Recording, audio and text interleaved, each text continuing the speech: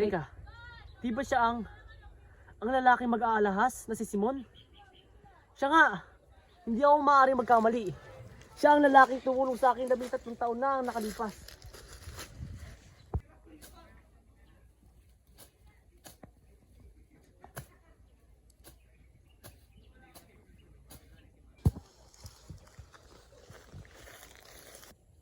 Ginoong Simon, maaari ko po ba kayong tulungan? Anong ginagawa mo rito? Akin pong ikinalulugod kung pinahihintulutan niyo po akong paglingkuran kayo.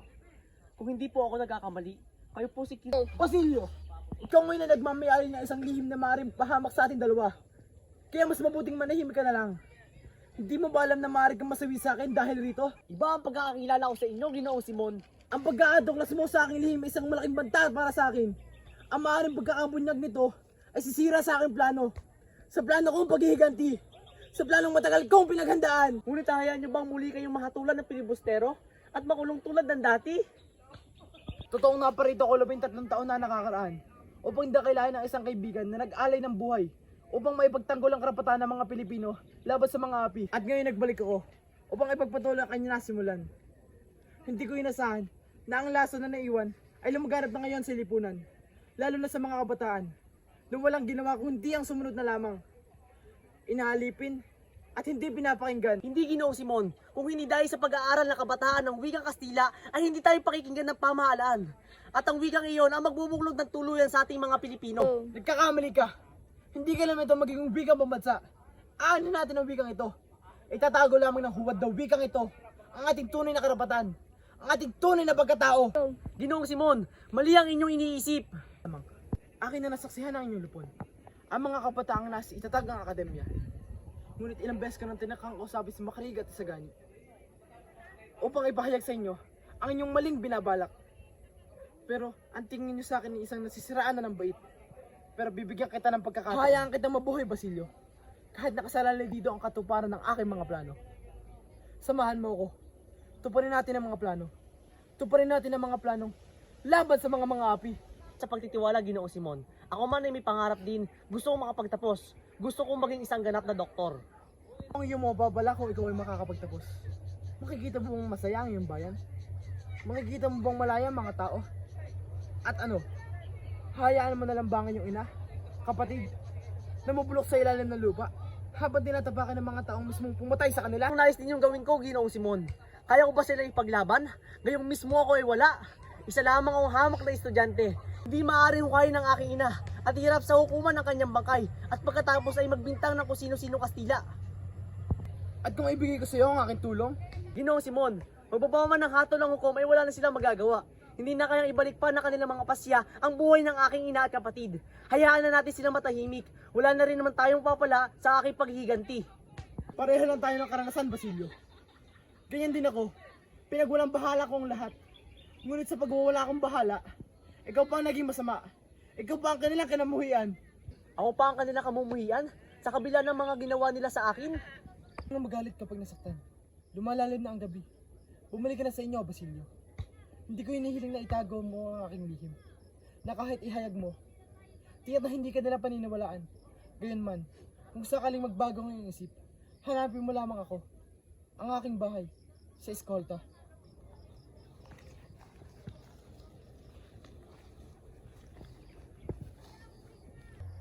Tama kaya ang aking naging desisyon? Bahala na. Mamamatay na ang mahina. Matitira ang malakas. Konting pagtitiis na lang. Makakamit ko na ang tagumpay. Konting tiis na lang.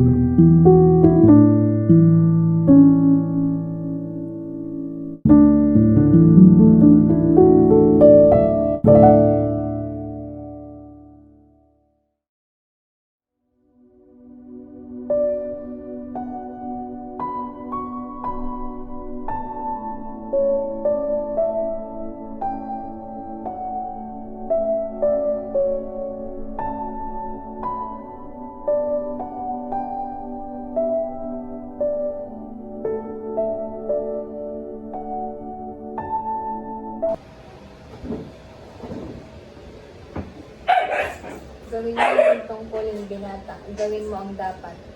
Kumusta ang may sakit? Mahina na ang tibok ng kanyang puso. Mahina na rin ang kanyang pulso. Nawalan na rin siya ng gana kumain. Maiwan ka muna namin, Basilio.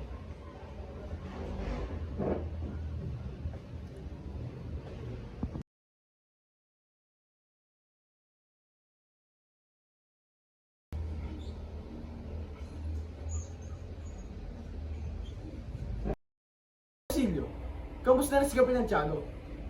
Ang lason ay kumalat na sa kanyang katawan. Bukas o sa susunod na araw ay maaari mamatay na. Tinamaan na ng lintik.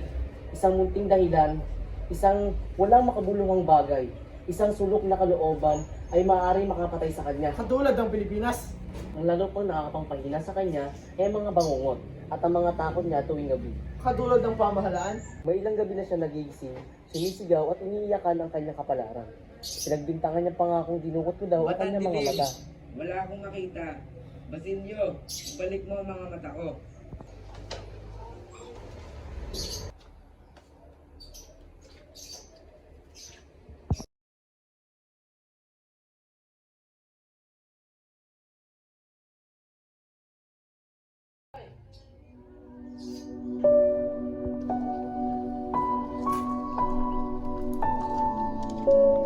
Basilio, makinig ka mabuti sa akin.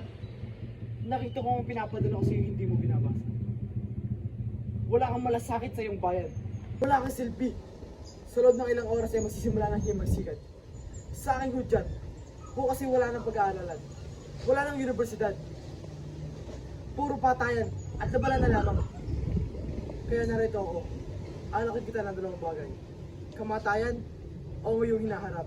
Ang aking kamatayan o hinaharap? Panig ng pamahalaan o sa panig namin? Sa panig ng maniniil o sa piling ng iyong bayan? Pumili ka. Wala ka ng panahon. Narito ako para iligtas ka. At ano? Ano ang dapat kong gawin? Madali. Ako ang mamumuno ng kolusyon. Kaya hindi ako mapapataon sa labanan. Pumumunuan mo ang isang pangkat. Habang nakatuon ang kaguluhan sa puok ng syudad, pumunta ka at buksan mo ng sabitan ang pintuan ng kumbento at kuhanin mo ang mga tao maliban sa iyo, sa akin, at kay Kapitan Tiago. Si Maria Clara? Si Maria Clara, bumalik ako. Ninanasa ko ang himagsikan sapagkat ito ang magbubukas sa akin ng pintuan ng kumbento. Patay. Ay! Nahuli na kayo? At bakit? Patay na si Maria Clara. Patay na! Kanina mag-iikaalim na hapon. Ngayon ay maaaring... Sinungalingan! Hindi yan totoo! Natutuwag ka lamang kaya yung sinasabi mo. At ngayong gabi, ililigtas ko siya. O bukas, ikaw ang mamamatay. Ilang araw na siya may sakit. Nakikibalita na lamang ako sa kumbento. Alam mo bang na magdamag ng umiyak si Kapitan Tiago at humingi ng tawad? Tinugtog na din kanina ang kanyang agunyas para sa kanya. Ha? Patay! Patay na! Namatay man lang siyang hindi niya nalalaman pinaglalaban ko siya. Namatay na nagdurusa.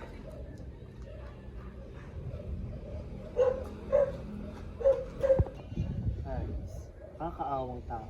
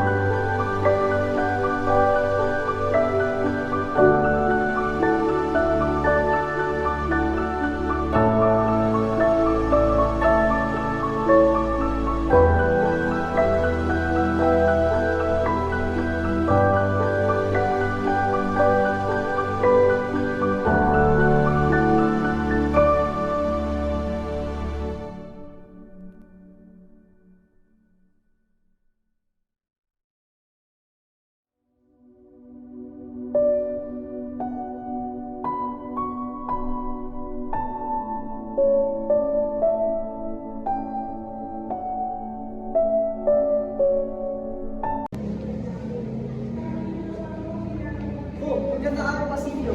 Magandang araw din po sa inyo, Profesor. Mabuta siguro ay umuwi ka na lang muna sa inyo. Sirayin mo ang mga dokumentong maaaring napakasakit sa ulo. Nalaman ko na rin po tungkol kay Simon, ngunit sinasabi niya wala siyang kinalaman. Gusto ko rin pong malaman kung may iba bang kasangkot. Alam ko may iba pa bang kasangkot. Ngunit mukhang may mga estudyante kasangkot doon. Mag-ingat ka na lamang. Mga kabahala mong paskila ito. Baka nga may kinalaman si Simon dito.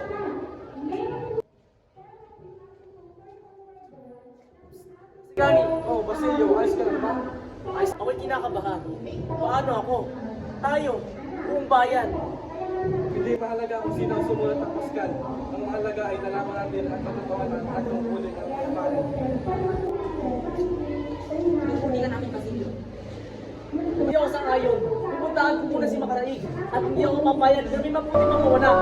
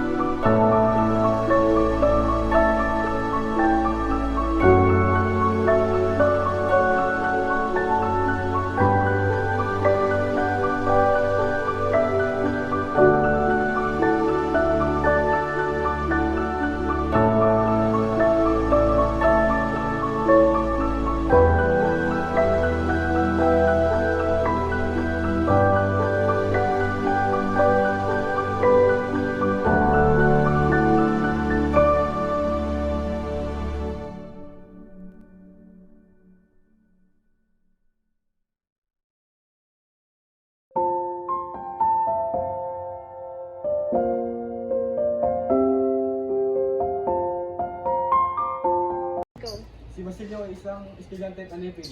Hindi siya dapat pakawalan. Pagpaamahin mo, Kapitan General. Ngunit may nakapagsabi sa akin si Basilio daw ay isang napakahusay na estudyante na pinupuri lagi ng kanyang mga guro. Siya ay isang mag-aaral ng medisina at matatapos na siya ngayong taon. Kaya dapat siya ay makaalis sa kulong ito. Mas mabuting mapanatili siyang nakakulong. Mas mabuting ang abutin ng isang taon para maging mahusay siyang doktor. At hindi sabihin na wala akong pakialam sa bansa. Ngunit siya ang pinaka-inosente sa lahat. Ang madala niya libro ay tungkol pang medisina at sinulat ng mga Kastila. Wala rin siya sa gabing naghapunan ng sabay-sabay ang mga estudyante. Ito ay mas mabuti para ang parusa niya ay maging babala sa iba. Dahil yan dapat ang namamahala. Isinasakripisyo ang isa para sa ikabubuti ng lahat. Sa hakbang na ito, itinatama ko ang mali ng ating mga opisyal at iba pa. Pero Kapitan, hindi po kayo natatakot na sisihip kayo ng iba? Bakit ako matatakot? Ako ay may kapangyarihan. Hindi ako madadala ng isang alipin sa korte. Ang pinaka-importante sa lahat ay ang aking konsensya. Wala akong pake sa iba. Hindi ito importante. Nandiyan ka dahil sa Espanya, kaya't mas lalo dapat natutunin mo ang mga Pilipino ng mabuti para hindi sila magalit sa Espanya. Pinangako ninyo noong dumating kayo na mahala kayo na tama at mabuti. Ako ay magbibitil na sa aking pwesto at babalik na sa Espanya.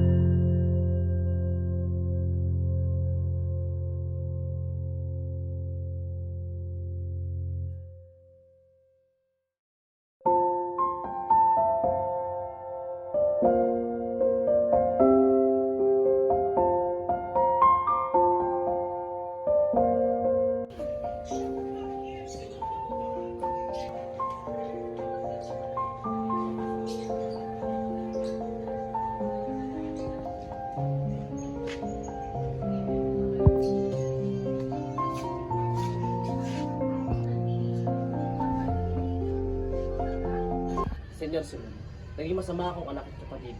Hindi ko napansin ang pagkamatay ng aking ina at pagpapahirap sa aking kapatid. At pinarasahan ako ng Diyos. Kahit noong digmaan ay hindi ako nakialam. Ako'y nakulong at tuluyang nakalaya dahil sa inyo. Ngayon, kaya ko nang ipaglaban ang bayan. Ang katarong ngayon nasa aking panig.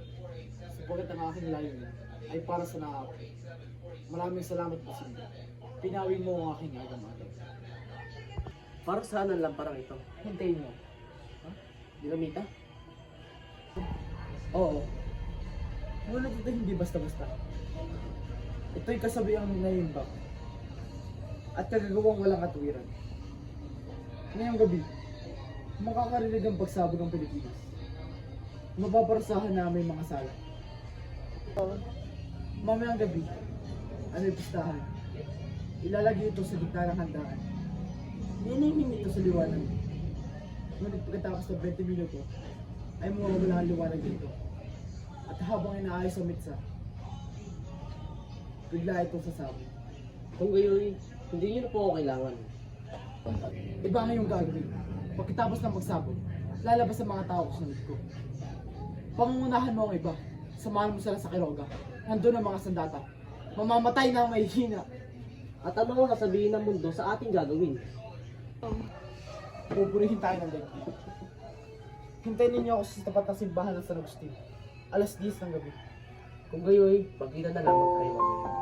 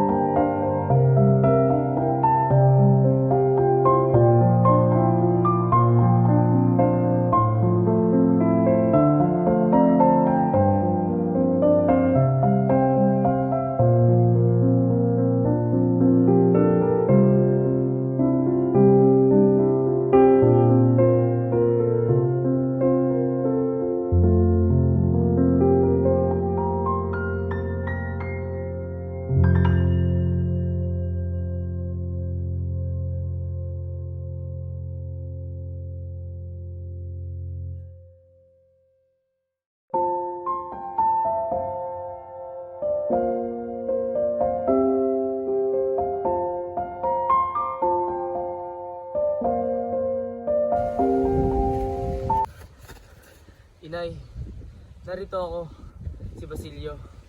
Sana'y tahimik na ang iyong kaluluwa kahit saan ka man naroroon. Huwag ka na mag-alala, Inay. Maayos ang aking kalagayan. Inay, alam mo bang mahaba ang aking pinagdaanan sa 13 taon?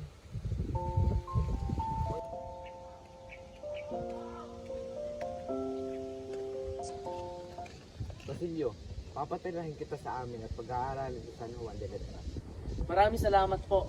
Mag-aaral po ako ng mabuti upang mabayadan ko ang inyong kabutihan, Kapitan Tiago.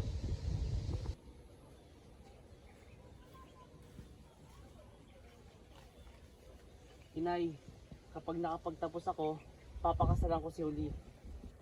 Guys, Inay, sana nandito ka pa at nakikita mo na unti-unti na natutupad ang aking mga pangarap.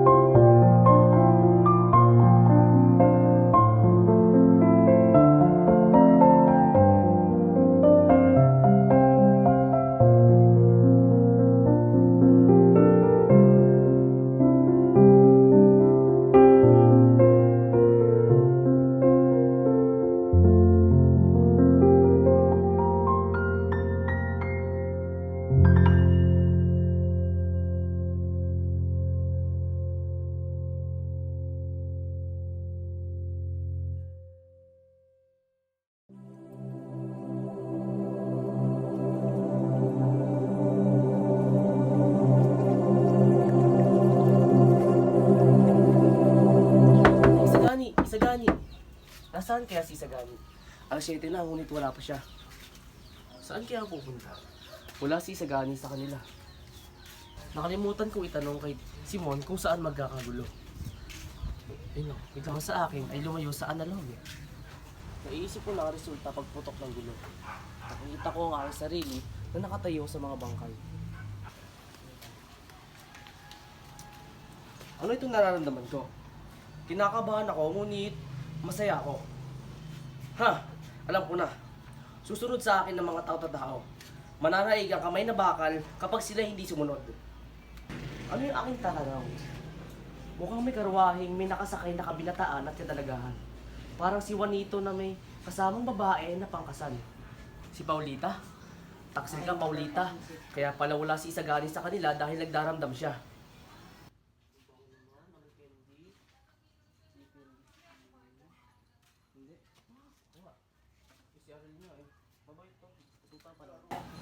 Simon ba yun? Bakit siya sumusunod sa hanay ng mga kinasal? At bakit dala niya ang lampara? Sino ang kutsyerong iyon? Hindi ba si sinong iyon?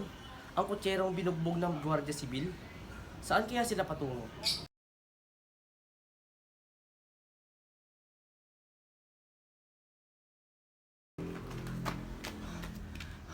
Ang Kapitang General? Bakit siya nasa bahay ni Kapitan Tiago? Bakit nasa kanya ang lampara? Nasaan si Simon? Bakit niya ito binigay kay Kapitan?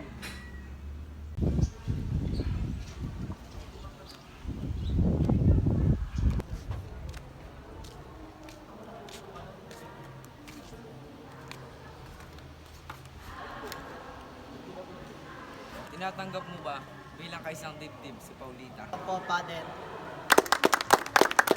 Maraming salamat sa inyong pagdalo. Nakita niyo na ba ang bagong bahay ni Juanito at Paulita? Oo, nakita ko nga, napakaganda. Oo, nakita ko din ang bahay ng bagong kasal at maganda ang disenyo nito. Yun, kuya. Oh, Paulita, mahal ko. Kung ako hindi nakulong ngayon, tayo sana ikakasal ngayon.